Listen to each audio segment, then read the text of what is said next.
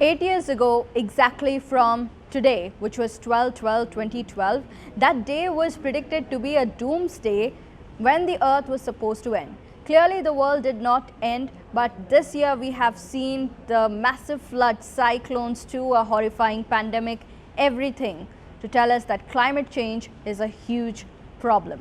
So on this date, that is 12/12/2020, it's the 5th anniversary of the Paris Agreement, which aims to mitigate the impacts of climate change. So in this video, we will be talking about what India's journey has been in these 5 years after signing the Paris Agreement.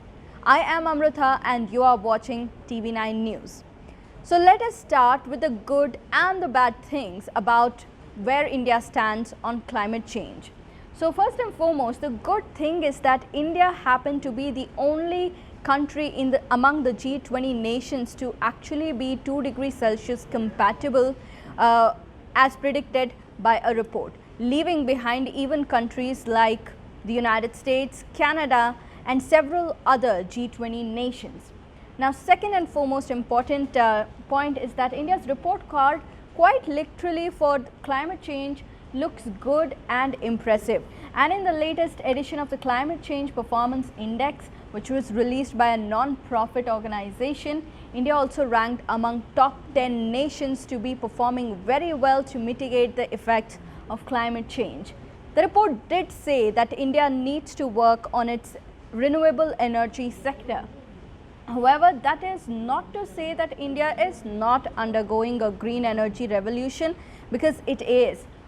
So currently, the first point, going back to the first point where India became 2 degrees Celsius compatible, it was based on India's future plans on using renewable energy. India has an ambitious plan to ramp up to produce almost 450 gigawatts of non-fossil fuel energy by 2022. India is doing a lot to ramp up the facilities.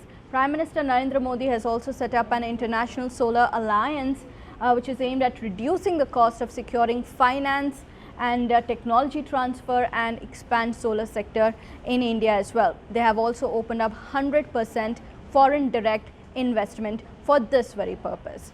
But then what are the bad things about India? To recount the not so good parts, India is not yet on the track to meet the 1.5 degree Celsius above a pre-industrial level target as set by Paris Accord. No country is so far, nor is India. The second is, even the basic energy needs are still unmet in various rural sectors among the rural population as well. Women and children have to bear the brunt of this lack of energy, walking miles for water and firewood. Thirdly, now clean energy investments, setting up all of this solar manufacturing plants or electric car manufacturing plants will require huge swaths of land, and this is where the land holding patterns and taking away prime agricultural land becomes a concern, and how the local community might react to this particular change. And easier said than done, India also remains the last biggest market for fossil fuel producers.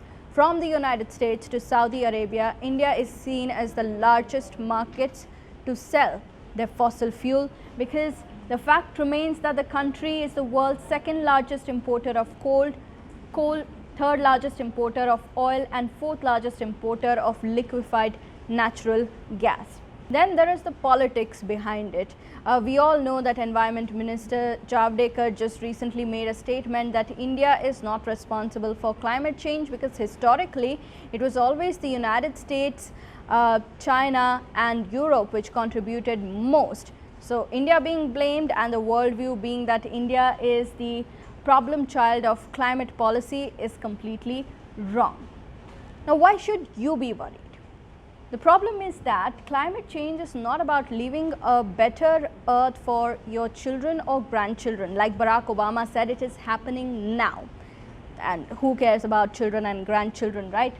So we keep hearing about 5 people dying during heat waves, during floods and cyclones, and these may seem only like numbers, but these are lives that don't deserve to die.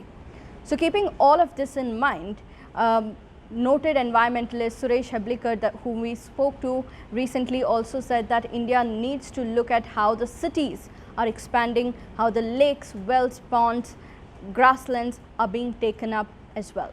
You can leave your opinion on what you think about India's role in climate change in the comment section down below. Also like, share and subscribe to TV9 News.